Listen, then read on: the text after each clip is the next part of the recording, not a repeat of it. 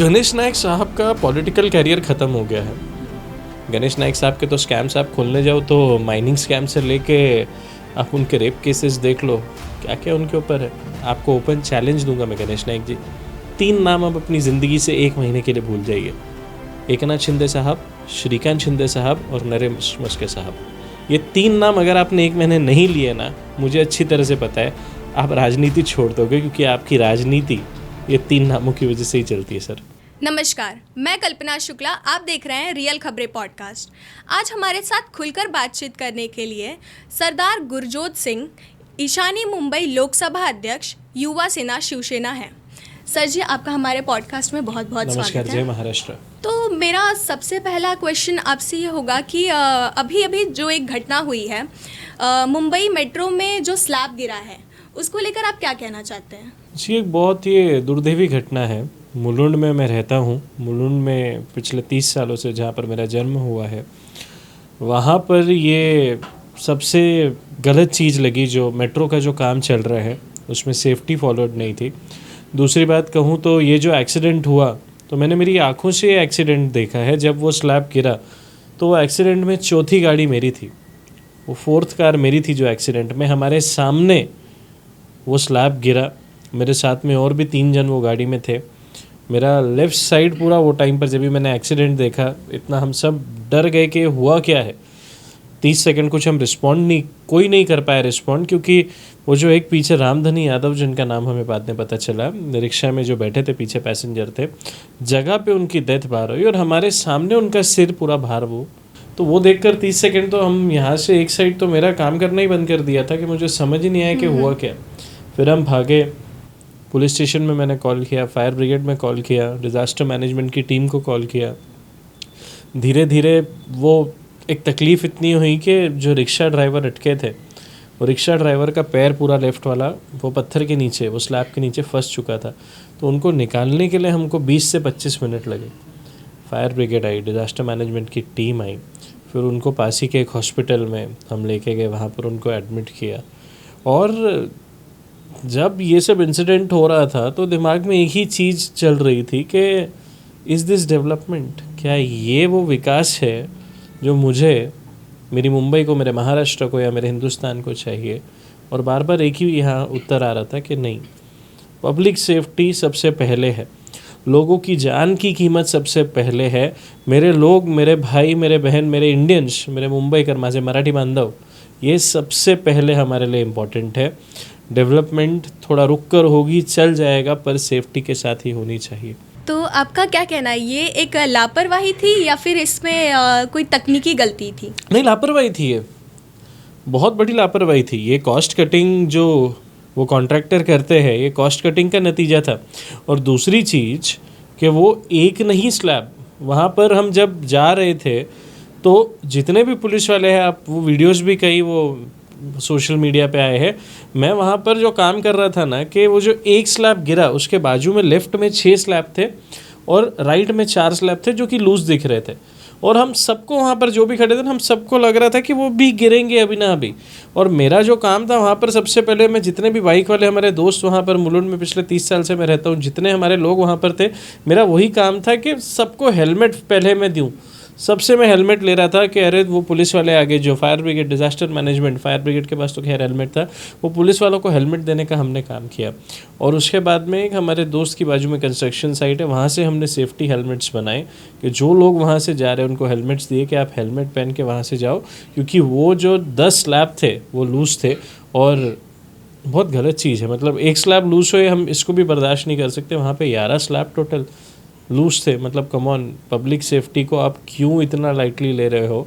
मुंबई पूरे हमारे भारत देश का एक सबसे बड़ा शहर है, यहाँ पे अगर हम सुरक्षित नहीं है, पब्लिक हमारी सुरक्षित नहीं है, तो आई एम सॉरी। और जैसे ये घटना होने के बाद देवेंद्र फडणवीस, हमारे जो मुख्यमंत्री हैं, उन्होंने जांच के निर्देश दिए, लेकिन हर बार की तरह क्या इस बार भी कुछ दिन जांच चल के वापस ये फाइलें बंद हो जाएंगी? देखो, मैं तो एक चीज़ में बिलीव करता हूँ, स्कूल में हम सब ने सीखा है, बेटर सेफ देन सॉरी।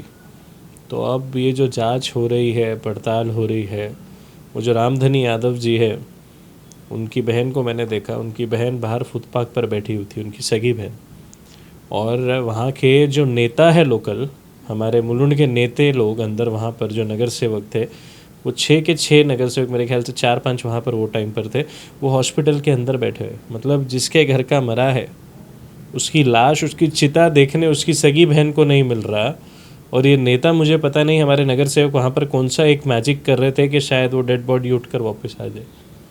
और रामधनी यादव जी के बारे में मैं सोचता हूँ ना, जब भी मेरी आंखों के सामने मैंने जाते हुए देखे उन्हें, मैं सोचता हूँ ना कि वो पिता ऐसा है जिसकी 3 बेटियाँ हैं, और MMRDA ने उनका बाद में मजाक बनाया कि 5 लाख रुपए का कॉम्पनसेशन दे रहे। उनकी 3 बेटियाँ हैं, तीनों 18 साल 20 साल के नीचे है, तीनों की शादियां बाकी है, पढ़ाई बाकी है। 5 लाख रुपए में आप सोच सकते हो, चलो आप रामधनी यादव जी को वापस नहीं लेके आ सकते, लेकिन उनकी जो बेटियां हैं उनकी ज़िंदगी, वो अपने गांव के प्रधान थे, उनकी ज़िंदगी के बारे में तो आप सोचिए कि वो जो 3 बेटियां हैं, मेरे देश की बेटी है, उत्तर प्रदेश की बेटियां, उत्तर प्रदेश के यहाँ से आते हैं, क्यों आप ऐसे कर रहे हो? और MMRDA प्लीज़, ये नहीं चलेगा। इवन मेरी रिक्वेस्ट है डॉक्टर संजय मुखर्जी जो IAS MMRDA के चेयरपर्सन है, sir public safety is the foremost thing.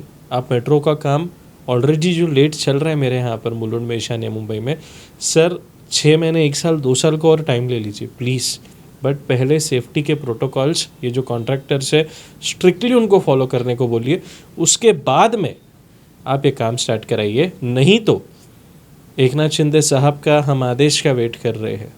जिस दिन हमें लगा कि वो पब्लिक सेफ्टी को नज़रअंदाज किया जा रहा है, तो शिवसेना स्टाइल में वो जो रोड का, वो जो मेट्रो का काम चल रहा है, वो कैसे बंद करना है हमें आज भी अच्छी तरह से आता है। जैसे अभी आपने कहा कि बहुत सारे मेट्रो के काम चल रहे हैं, तो सैकड़ों मेट्रो और फ्लाईओवर के काम चल रहे हैं, लेकिन आगे इस तरीके की घटना ना हो, इसका जिम्मेदारी कौन लेगा? देखो BMC, सबसे पहले मैं, ये नहीं है, दिस इज़ नॉट समथिंग कि ये एक जन की जिम्मेदारी है, ये BMC की हमारी जिम्मेदारी है, ये हमारी पुलिस की भी जिम्मेदारी है, हमारे कॉरपोरेटर्स की भी जिम्मेदारी है, और जो आम नागरिक है, ये हम सब की, मुंबईकर्स की भी जिम्मेदारी है। अभी ऐसा नहीं बोलूँगा कि मुंबईकर हमारे आम आदमी जाकर पूरा एक देखे कि क्या हो रहा है, बट आपको अगर कुछ दिखता है प्लीज़ रिपोर्ट इट। दूसरी, पुलिस की मैं बात करूं, पुलिस को भी ये सब जो चीज़ें हैं, जागरूक है हमारी मुंबई की police. I am very blessed कि मुंबई की पुलिस बहुत अच्छी है, पर उनको भी ये चीज़ों पे, पब्लिक की कंप्लेंट्स पे ध्यान देना चाहिए। और जो सबसे बड़ा फेलियर जो मुलुंड में मुझे दिखा, कि मुंबई में कॉरपोरेटर्स इलेक्शन के बाद में हमें सड़क पर नहीं दिखे। मेरे मुलुंड में जिस समय इलेक्शन चल रहा था, हम तो वहाँ पर देख रहे थे कि जो हमारे कॉरपोरेटर्स हैं, मुझे ऐसे लग रहा था शायद कि भारतीय जनता पार्टी की एक सीनियर मॅनेजमेंट टीम की तरफ से ना एक आदेश आहे की आम्ही ना एक प्राइज़ घोषित करू बेस्ट रीलसाठी। इतने रील्स बना रहे थे जो कि अनवांटेड थे, घर घर आप इलेक्शन के टाइम पर जा रहे थे, वोट मांग रहे थे, हाथ पैर जोड़ रहे थे। सुबह 6 बजे हमको कॉरपोरेटर पब्लिक पार्क में दिख रहे थे, रात को 10 बजे हमारे मुलुंड के जो 1-2 मॉल है, सोसाइटीज़ है, जो एरिया है जहाँ पर थोड़ी नाइट लाइफ है, 10, साढ़े 10, 11 बजे बाहर हमको वो वहाँ पर दिख रहे थे। सुबह 6 से लेके 11 बजे तक इलेक्शन के टाइम पे कॉरपोरेटर मुलुंड की हर गली, हर सड़क, हर चौराहे पे हमें दिखे। वो रील मेकिंग कंपटीशन, ऐसा मुझे लग रहा था कि हाँ, वो शायद से उनके वरिष्ठ नेता उनको बुलाकर बोलेंगे, अरे आज तेरा रील अच्छा था, ये ले पकड़, तू फर्स्ट आया तेरा 10,000, तू सेकंड आया तेरा 5,000। So please, Mulund is not a dirty business कि आप इलेक्शन से पहले ऐसे बस रील बनाते रहो, रील वाले ही नेता आप बन के रह जाओगे। आप प्लीज़ लोगों का काम करो। आपको मैं, चलो आई अप्रिशिएट कि आपने वोटिंग के टाइम पे आप 6 से 11 बजे तक रात को घूमते थे, अभी भी घूमो। सुबह 9 बजे आप आ जाओ ऑन फील्ड, शाम के 6 बजे तक आप घूमिए ना। अभी आपको वो जनता याद नहीं जिसने आपको वोट दिया। और किधर ना किधर ही मेरी मुलुंड की जनता की भी गलती है कि 6 के 6 कॉरपोरेटर्स पिछले 15 साल से एक ही पार्टी को आप दे रहे हो, तो उनको तो ऐसा लगता है कि यहाँ पर तो आप किसको भी मुलुंड में खड़ा कर दो तो वो जीत जाएगा। तो मेरी विनंती है मेरे मुलुंडकर्स को भी कि नेक्स्ट टाइम अगर इलेक्शन आता है, वोट अपना जो अधिकार है वो ये सोच के देना कि रामधनी यादव जी हमारे मुलुंड में जो यूपी से आए थे, उनका मुलुंड में देहांत हुआ था, और ये यही लोगों की वजह से हुआ था जो कि लापरवाह है। आदित्य ठाकरे और इस घटना के बाद आदित्य ठाकरे और संजय राउत आरोप लगा रहे हैं कि इंफ्रास्ट्रक्चर साइट्स पर सेफ्टी को लेकर सेफ्टी को लेकर गंभीर लापरवाही हो रही है। तो इसको लेकर आप क्या कहना चाहेंगे कि मुंबई ने विकास की दौड़ में सेफ्टी को पीछे छोड़ दिया है? आज मैं शिवसेना युवा सेना का ईशान्य मुंबई का जिला अध्यक्ष हूँ।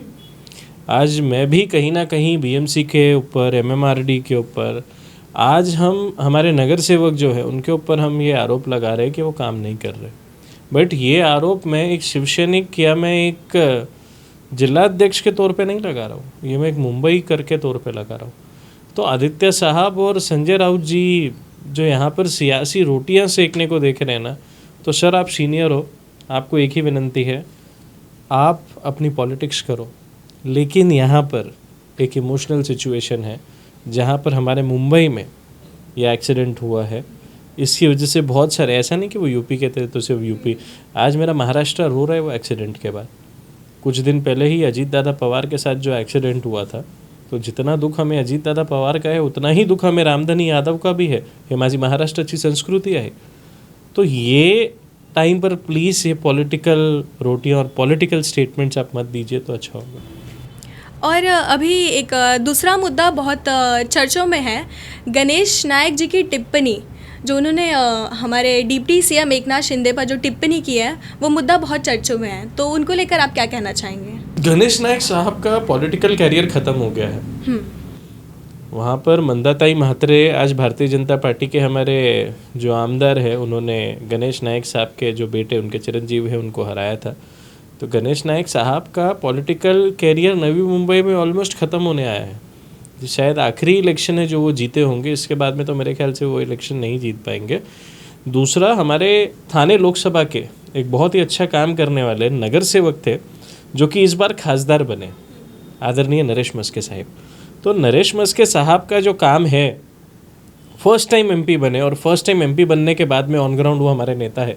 थाने में, नवी मुंबई में, मीरा रोड में आपको दिखेंगे, आपको दिखेगा कि वहाँ पर विकास के काम हो रहे हैं।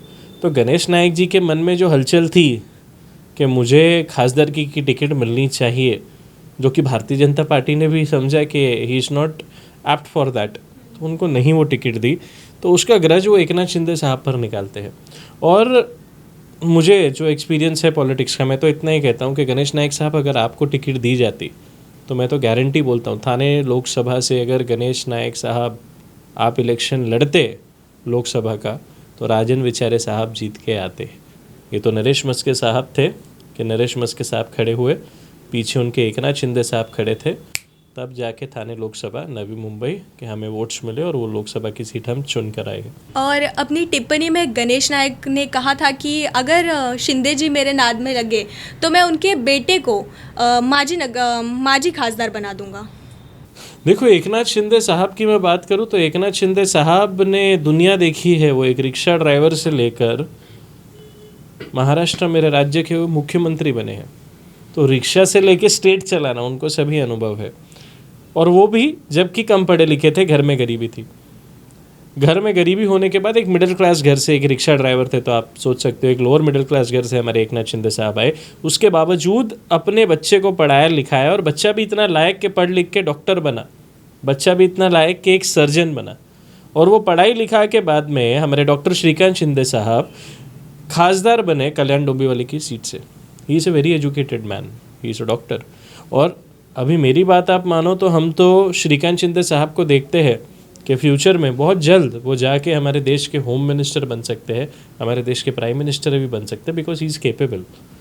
उनको बात करनी आती है, उनको यूथ की प्रॉब्लम समझती है, लोगों की तकलीफ समझती है। और श्रीकांत शिंदे साहब ने भी बचपन में गरीबी क्या होती है बड़े पास से देखा है, खुद से एक्सपीरियंस किया है। तो उनको गरीबों के और गरीबी के जो दुख होते हैं वो उन्हें अच्छी तरह से पता है। यूथ वोट जब भी थे तभी वो पॉलिटिक्स में आए, आजकल के जैसे नहीं कि बुढ़े हुए नेता बने, नहीं। यूथ के टाइम पे वो पॉलिटिक्स में आए हैं। तो यूथ की क्या रिक्वायरमेंट है, एजुकेशन की क्या रिक्वायरमेंट है, आज श्रीकांत शिंदे साहब के साथ आप बैठो, वो बात करते हैं कि मेरे महाराष्ट्र में मेडिकल कॉलेजेस खुलने चाहिए। आज वो बात करते मेरे महाराष्ट्र में इंजीनियरिंग कॉलेजेस खुलने चाहिए। मेरे जब भी बर्थडे का मैं इनविटेशन उनके पास लेकर गया था, तभी उन्होंने मुझे कहा था क्या आप बर्थडे करते हो डीजे वीजे बजा के, एक काम करो मेरे यूथ के लिए जॉब फेयर रखो। मेरा जॉब फेयर मैंने रखा श्रीकांत शिंदे साहब के कहने पर। मेरे वहाँ पर 8,000 से ज़्यादा वो जॉब लेने के लिए बच्चे आए थे, जहाँ पर 4-4,500 बच्चों को हमने जॉब दिया था। तो that is doctor Shrikant Shinde साहब, एजुकेटेड मैन है। एक बहुत साफ चरित्र के नेता है। गणेश नायक साहब के तो स्कैम्स आप खोलने जाओ तो माइनिंग स्कैम से लेके आप उनके रेप केसेस देख लो, क्या क्या उनके ऊपर है। तो ऐसे इंसानों को मैं तो कहता हूँ घर पे नहीं कोई बुलाए, पॉलिटिक्स में कैसे आमदार बना दिया लोगों तो ने। जैसे अभी आपने बोला कि उनके ऊपर बहुत सारे केसेस हैं, बहुत सारे स्कैम किए हैं, तो उसको लेकर कुछ बताइए। और ऐसा है ना कि रेप के केसेस उनके ऊपर थे। 93 में एक मैडम, एक स्पोर्ट्स क्लब था वहाँ पर, एक वो टाइम पर वहाँ पर काम करते थे, और उन्होंने ये आरोप लगाया था कि गणेश नायक जी ने उनके साथ में रिलेशन रखा और उनके साथ में गणेश नायक साहब ने रेप किया। एक नवी मुंबई में ही हमारे CBD बेलापुर के पुलिस स्टेशन में ये FIR दर्ज हुई थी गणेश नायक साहब के ऊपर रेप का केसेस। तो गणेश नायक, आप खुद अपना चरित्र देखें, आपके ऊपर रेप के केसेस लगे हैं, और वो रेप के केसेस जब लगे तब आप भाग गए नवी मुंबई से, आप छुप के बैठ गए। फिर आपने ABA बेल लिया। बेल लेने के बाद में जो स्टेटमेंट थी, अभी वरिष्ठ है वो हमारे महाराष्ट्र के आज वन मंत्री है, तो हमें वो टाइम पर क्या लगा कि शायद हो सकता है कि पॉलिटिकल केस है, किसी ने उनके ऊपर इल्ज़ाम लगाया होगा, गणेश नायक साहब ऐसा नहीं कर सकते। ऐसी वो टाइम पर मेरी भी प्रतिज्ञा थी कि इट इज़ वेरी हार्ड यार, गणेश नायक साहब को हम इतने टाइम से देखते हैं, तो गणेश नायक साहब नहीं, ये जो रेप वेप है वो नहीं करेंगे, ये महिला झूठ बोल रही है। पर जिस समय उनको बेल मिली, वो बेल पर जो हमने जज का स्टेटमेंट देखा, वो बेल के ऑर्डर में लिखा हुआ था कि everything that happened was consensual. That means जो हुआ वो दोनों एडल्ट्स की मर्जी के साथ हुआ था। तो वो दिन था जब हमारा गणेश नायक के ऊपर से, हम जो कहते थे ना गणेश नायक साहब, वो साहब का शब्द हमने हटा दिया। और उस दिन से लेके आज तक, मतलब मैं तो सोचता हूँ कि छी यार, जो बंदा 93 से लेके 2022 में FIR हुई है, अपनी वाइफ को चीट किया, अपने घर वालों को चीट किया, वो जो महिला थी उसको चीट किया, सामने से उन्होंने वो बेल के एप्लीकेशन में लिखा कि हमारा रिलेशन था।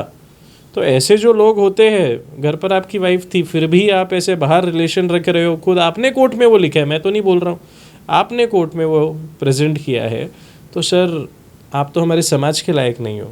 तो भारतीय जनता पार्टी और नवी मुंबई और मेरा महाराष्ट्र तो एक बहुत बड़ी चीज़ हो गई है। आप समाज के लायक नहीं हो, आप घर पे बैठिए। और बोलते आप किसके बारे में हो? एकनाथ शिंदे साहब। वो एकनाथ शिंदे साहब जिनका आप रक्षाबंधन के दिन में अगर आनंद आश्रम में जाओ तो पूरे दोनों हाथ उनके जो है वो राखियों से भरे होते हैं, क्योंकि वो अपनी बहनों का पूरे साल काम करते हैं।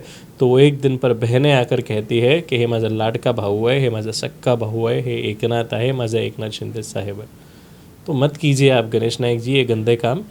आप राजनीति छोड़िए, आप शांति से घर पे बैठिए, आप समाज के लायक नहीं हैं। श्रीकांत शिंदे ने अभी गणेश नायक को खुली चुनौती दी है लड़ने की चुनाव में, तो उसको लेकर आप क्या कहना चाहते हैं? ये राजनीतिक जंग अब व्यक्तिगत बन चुकी है। देखो, पहले तो मैं सोचता हूँ कि गणेश नायक साहब कैसे चुनाव लड़ेंगे, और शायद चलो ठीक है, आज भारतीय जनता पार्टी और हमारी शिवसेना जो है हमारी युति है, कल को हो सकता है कि गणेश नायक साहब ने जैसे कहा कि मैं श्रीकांत शिंदे साहब को माजी खासदार करूँगा, और श्रीकांत शिंदे साहब ने तो एक्सेप्ट भी है कि आ जा, थाने लोकसभा लड़ेगा या कल्याण डोंबिवली लड़ेगा, जो लड़ेगा आप बोलो, आप लड़ेंगे, आपके बेटे लड़ेंगे, आप बताइए, मैं तो तैयार खड़ा हूँ। लेकिन मुझे नहीं लगता कि अगर गणेश नायक साहब कांग्रेस में या उबाटा में या कोई और पक्ष में जाते हैं तो उनको वहाँ से टिकट भी मिलेगा, क्योंकि उनको पता है कि श्रीकांत शिंदे साहब अगर चुनाव में खड़े होते हैं तो जिस दिन वो फॉर्म भरा जाता है वो रिज़ल्ट भी उसी दिन डिक्लेयर हो जाता है, और वो श्रीकांत शिंदे साहब का काम है। तो गणेश नायक साहब, श्रीकांत शिंदे अगर अपने मन पर ले लेना तो नवी मुंबई में आपका शायद एक नगर सेवक भी अगली बार ना आए। खासदारकी के तो सपने आप छोड़ दो, आपके खुद के जो घर पे 2 माजी आमदार बैठे हैं ना, आप उनको संभाल लीजिए, हमको माजी करने का आप मत ध्यान दीजिए। अगर गठबंधन के भीतर भी इस तरीके के बयानबाजी जारी है तो क्या इससे सरकार के नेतृत्व पर कुछ असर पड़ेगा? देखो, ऐसा है ना कि एकनाथ शिंदे साहब कभी भी, उनकी आदत नहीं है कि कोई चीज़ के ऊपर टिप्पणी करना। और बचपन में आपने भी वो कहावत सुनी होगी कि हाथी चले बाजार, कुत्ते भौंके हज़ार। तो एकनाथ शिंदे साहब को कोई फ़र्क नहीं पड़ता है, ऐसे 1000 कुत्ते महाराष्ट्र में जो भोगते हैं उनके बारे में, और ये हज़ारों में से एक है। 56 आए 56 गए, एकनाथ शिंदे साहब कोई बन नहीं सकता। दूसरी बात रही भारतीय जनता पार्टी की बात, तो जो वन मंत्री है हमारे गणेश नायक, तो भारतीय जनता पार्टी को भी सैल्यूट है कि आपने भी ढूंढा कि हाँ चलो जंगल आएगा, वन मंत्री है तो जंगल के लिए जंगली चाहिए, तो गणेश नायक को ही उन्होंने चुना। तो भारतीय जनता पार्टी की भी चलो इंटेलिजेंट टीम बैठी है शायद वो पैनल पे। बाकी एकनाथ शिंदे साहब हमारा नेता है, गणेश नायक आप उनके बारे में मत बोलो। मैं तो इतनी विनंती करूँगा, आपको ओपन चैलेंज दूंगा मैं, गणेश नायक जी 3 नाम आप अपनी ज़िंदगी से 1 महीने के लिए भूल जाइए। एकनाथ शिंदे साहब, श्रीकांत शिंदे साहब और नरेंद्र मस्के साहब। ये 3 नाम अगर आपने 1 महीने नहीं लिए ना, मुझे अच्छी तरह से पता है आप राजनीति छोड़ दोगे, क्योंकि आपकी राजनीति ये 3 नामों की वजह से ही चलती है सर। और मेरा एक क्वेश्चन था कि राजनीति में आने से पहले क्या पॉलिटिकल लीडर्स को लीडरशिप की ट्रेनिंग लेनी चाहिए? बिल्कुल लेनी चाहिए। See India it is a developing nation, और ख़ास करके अगर मैं बात करूं हमारी सेंसस की, तो हमारी सेंसस में जो मेजर एक पार्ट जो सबसे पहले मैं देखता हूं कि हमारे कंट्री में जो सबसे ज़्यादा परसेंटेज है वो यूथ का परसेंटेज है। And we are a developing nation plus we are a young nation. तो हम लोग हिंदुस्तान, हम लोग यंगिस्तान है यार। तो we need people who are educated, we need people who are trained. आप जब भी देखोगे हमारे ऐसे पॉलिटिशियंस हैं जिन्हें, बहुत से ऐसे पॉलिटिशियंस हैं जिनको लिखना पढ़ना नहीं आता। आज एक समिट चल रहा है, फ्रांस के प्रेसिडेंट यहाँ पर आए हैं, हमारे भी नेता वहाँ पर सामने, मुंबई के काफ़ी आमदार नगर सेवक भी वो प्रोग्राम में गए, मुंबई में वो प्रोग्राम हो रहा है। And this is good that man जो फ्रांस के प्रेसिडेंट है, he chose not to speak in French, he chose to speak in English. Still I doubt कि हमारे ऐसे जो कॉरपोरेटर्स है वहाँ पर हमें दिख रहे थे, वो कॉरपोरेटर्स को, वो आमदारों को, हमारे फ्रेंच तो बहुत दूर की बात है, इंग्लिश भी नहीं आती होगी। सो प्लीज़ मैं लोगों को भी अपील करूँगा कि आप यूथ को आगे लेके आओ, आप उनको आगे लेके आओ कि जो एजुकेटेड है, जो आपके साथ रहे, आपकी प्रॉब्लम सुने, एंड मोस्ट इम्पॉर्टेंटली जो आपका काम करे। और जैसे कि आप युवा सेना है, तो आजकल हमने देखा है कि बहुत से युवा राजनीति में आ रहे हैं, तो वो क्या सेवा करने के लिए आ रहे हैं या फिर सत्ता के लिए? मतलब देखो, आपका क्या राजनीति मानना की है? मैं बात करूं अगर, तो सत्ता जरूरी है सेवा के लिए, सबसे पहली चीज़ है। लेकिन इसका मतलब ये नहीं कि आप सत्ता में नहीं हो तो आप सेवा नहीं कर सकते। हम सत्ता में नहीं है भाई, हम नगर सेवक नहीं है, हम आमदार नहीं है।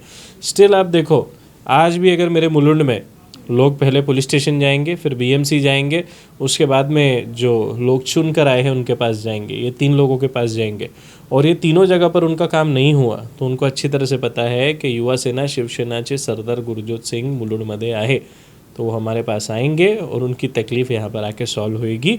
और ये होगी क्योंकि हमारे ऊपर एकनाथ शिंदे साहब का लाड़के भाव का आशीर्वाद है। आने वाले समय में आपका क्या विजन रहेगा युवा लोगों के लिए? सबसे पहले तो मैं बात करूं कि आने वाले समय में मेरा विजन अभी ये है कि we are planning for youth in politics. जैसे हमारे मुंबई में 36 MLAs है, तो मेरी तो ये एक तैयारी है कि वो 36 में से एक तकरीबन 18 से लेकर 24, हमारा मेजॉरिटी 50 to 75% ये यूथ होना चाहिए। हमारी बहनें, हमारी महिलाएं होनी चाहिए। यूथ में बात करूँ तो अंडर द एज ऑफ 35-40 ये मैं समझता हूँ, बट इसमें भी डिवाइड करें तो मुझे सच्ची में चाहिए कि एक 25 साल के भी एक 5-7 आमदार होने चाहिए मुंबई में, एक 30 साल के हमारे आमदार होने चाहिए वो टाइम पर 5-7। जेन जी को भी हमको चाहिए कि आप भी आगे आओ, क्योंकि आपकी जो प्रॉब्लम है वो आप ही सॉल्व कर सकते हो। आज अगर मैं किसी को बताऊं कि मेरे यहाँ पर ट्विटर बराबर नहीं चल रहा है, ट्विटर की या इंस्टाग्राम की ये तकलीफ़ें हैं, तो वो जो 70-80 साल के वहाँ पर आमदार बैठे हैं उनको तो पहले सोशल मीडिया मेरे ख्याल से नहीं ज़्यादा नॉलेज होगी, तो वो प्रॉब्लम सॉल्व करने की बात क्या।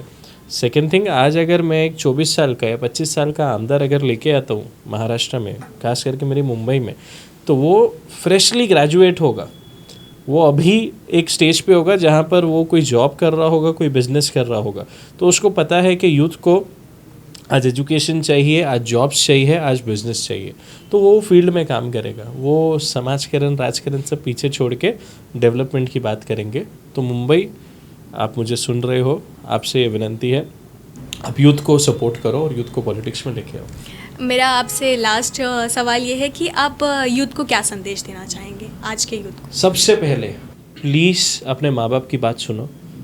दूसरी चीज़, मुंबई में आज मेरे गंदा कीड़ा लगा है ड्रग्स का।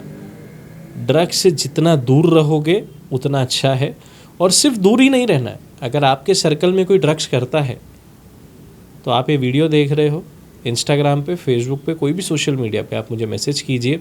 वो ड्रग्स कहाँ से आता है आप पुलिस स्टेशन में कंप्लेन कीजिए। तो ड्रग्स से आपको खुद को भी बचना है और समाज को भी, आपके दोस्तों को भी बचाना है।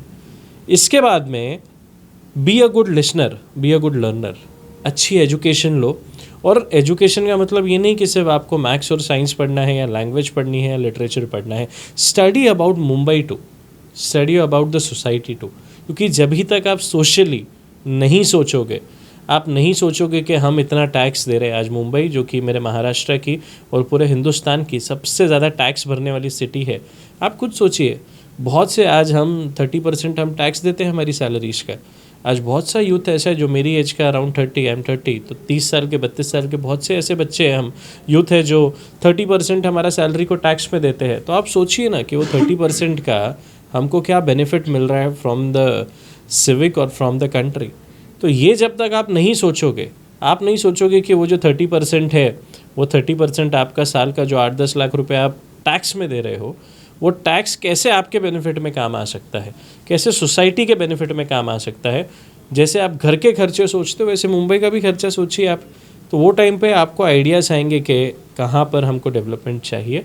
आप वो बात लोगों से कीजिए, खुद पहले अपना विकास कीजिए, लोगों का विकास कीजिए, मेरा मुंबई अपने आप अच्छा हो जाएगा। फिर से एक बार आपका बहुत बहुत धन्यवाद गुरजोत सिंह जी। और मैं आशा करती हूँ कि आपने इतने अच्छे से अपनी बातचीत खुलकर रखी।